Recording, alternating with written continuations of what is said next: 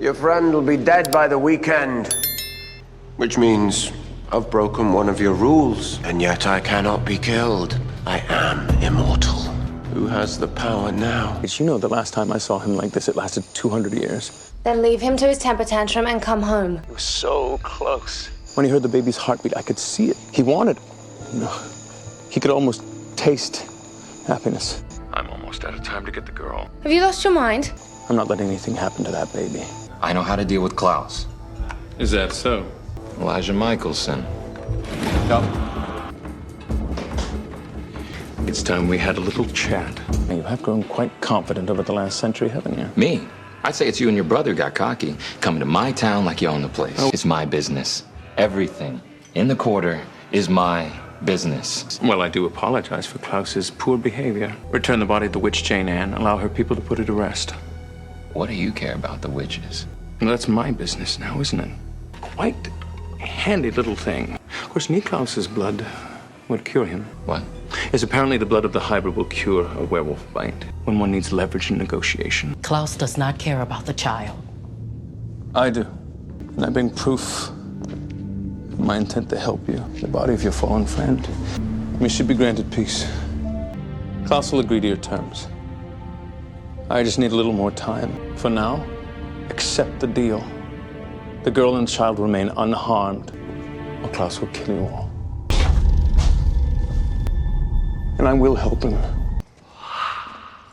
Have I not made clear my desire to be left alone? Why must you keep harping on about the baby? That child will never be born. You will not walk away from this. Let me go! I will not! Don't make me say it again! Even if I have to spend eternity saving you from your own stubborn to care about anything.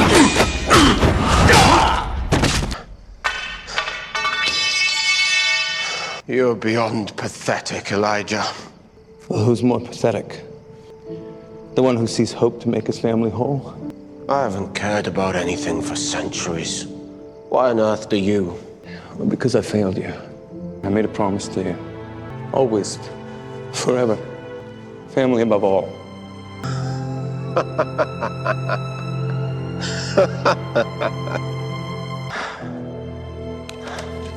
You are a sentimental fool.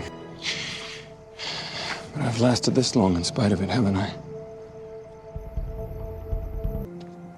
The bond of family blesses us with an immeasurable power.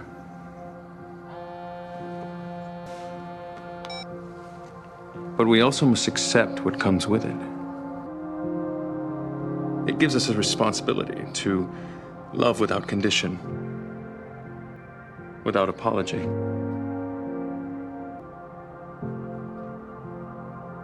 We can never waver from the power of that bond, even when it is tested. The bond nourishes us, gives us strength. Without that power, we are nothing. This town was my home once, and in my absence, Marcel has got everything I ever wanted. Power, loyalty, family. I want what he has. I want to be king. So is that all this child means to you?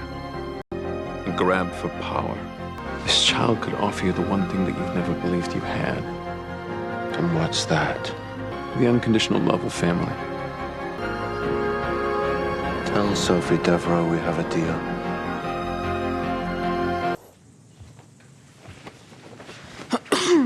You all right? Just dust. It's a sanctuary for my business in the quarter. Right now, you're the most important person in this family. We need a good home. And all this time, has anyone asked you how you feel? About having a miracle baby with a psychotic one-night stand. About being a mother?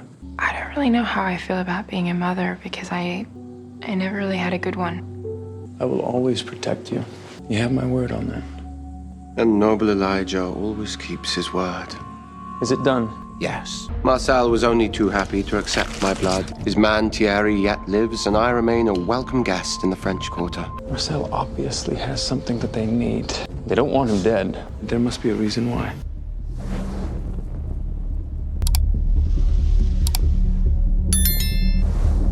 The witches know better than to use magic. What about the old ones? They're dangerous, and I don't want them to hurt you. The originals, Davina. As powerful as you are, they don't stand a chance. Imagine New Orleans, 1821. Klaus Mikaelson stands in the center of Jackson Square, a man kneeling before him, bloodied, begging for mercy. The man had dared to cross Marcel, Klaus's protégé, and now Klaus holds a dagger to his throat. "You think betrayal goes unpunished?" he sneers, his voice cold as the Viking winters of his childhood. In the next breath, the dagger plunges. Now, rewind a millennium. A young Klaus kneels in the snow of his family's village, bloodied, begging Mikael to stop. "You think weakness goes unpunished?" Mikael growls, whip in hand. The parallel isn't a coincidence. It's a cycle. You think Klaus's cruelty was born from evil? Think again. It was born from a father who taught him that pain is the only language the world understands. And that lesson, once learned, is impossible to unlearn. Klaus didn't just act like Mikael, he mirrored him. Mikael used violence to discipline. Klaus into submission. Klaus used violence to keep his enemies and allies in line. When Mikael wanted to erase Klaus's werewolf side, he called it fixing him. When Klaus wanted to control Marcel's power, he called it protecting him. The language changed, but the method stayed the same. In the original Season 1, Marcel admits, he taught me everything. How to fight, how to rule, how to hurt people. I used to think it was love. Now I know it was just his way of making sure no one left him. That's the cycle of abuse. The victim becomes the abuser, not because they want to, but because it's the only model of power they've ever known. Klaus didn't choose cruelty, he learned it. He learned it from a father who beat him for being soft, who killed his first love, Tatya, to punish him, who spent centuries chasing him to erase him. When Klaus says, "I do what I must to survive," he's not just talking about himself, he's talking about the boy who had to become a monster to outrun the one his father made. And then there's control, the invisible thread that ties Mikael's tyranny to Klaus's reign. Mikael's need to control Klaus was obsessive. He controlled his magic, his werewolf blood, even his right to love.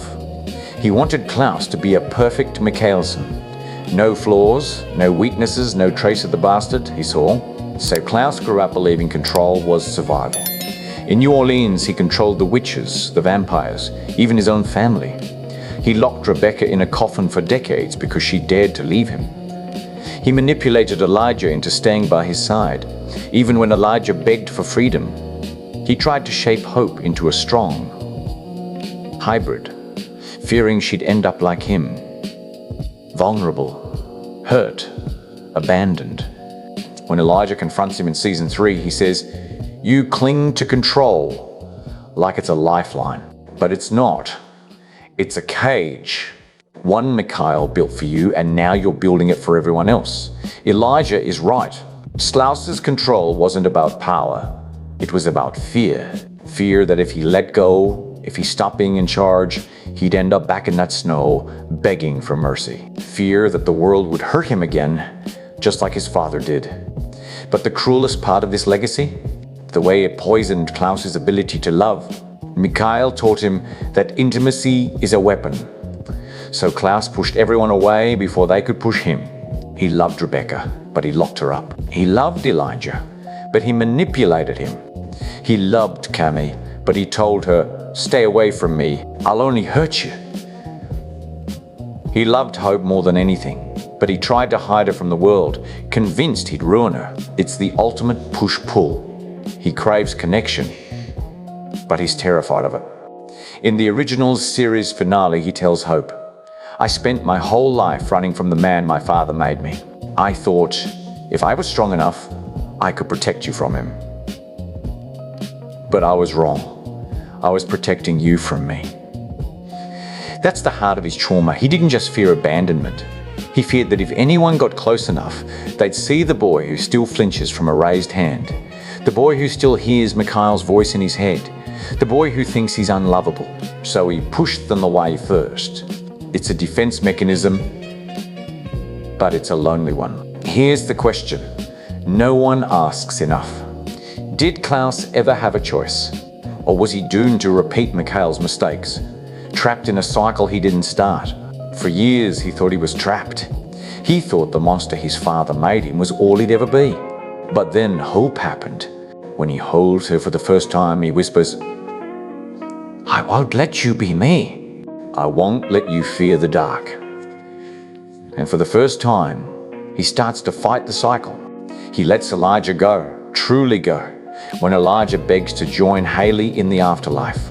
He lets Marcel rule New Orleans, even when it means giving up control. He sacrifices himself to save Hope, even when it means admitting he's not strong enough to outrun his past. In that moment, he breaks the cycle.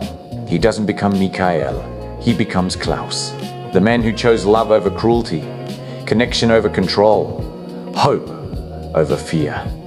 The legacy of a father's violence isn't just the pain he inflicts, it's the cycle he leaves behind. But Klaus's story proves that cycles can be broken. It's not easy. It's not easy. It takes courage. It takes courage. It takes admitting you're hurt. It takes choosing to be better than the hand you're dealt. And in the end, that's what makes Klaus's story so human. He's not a monster. He's a man who fought to be more than his past. A man who finally learned that the greatest power isn't control. It's love. So the next time you watch Klaus Mikaelson, ask yourself, what would you do if the only love you'd ever known was cruelty? Would you break the cycle or become it? Klaus chose to break it, and in that choice, he became more than his father's legacy. He became a hero,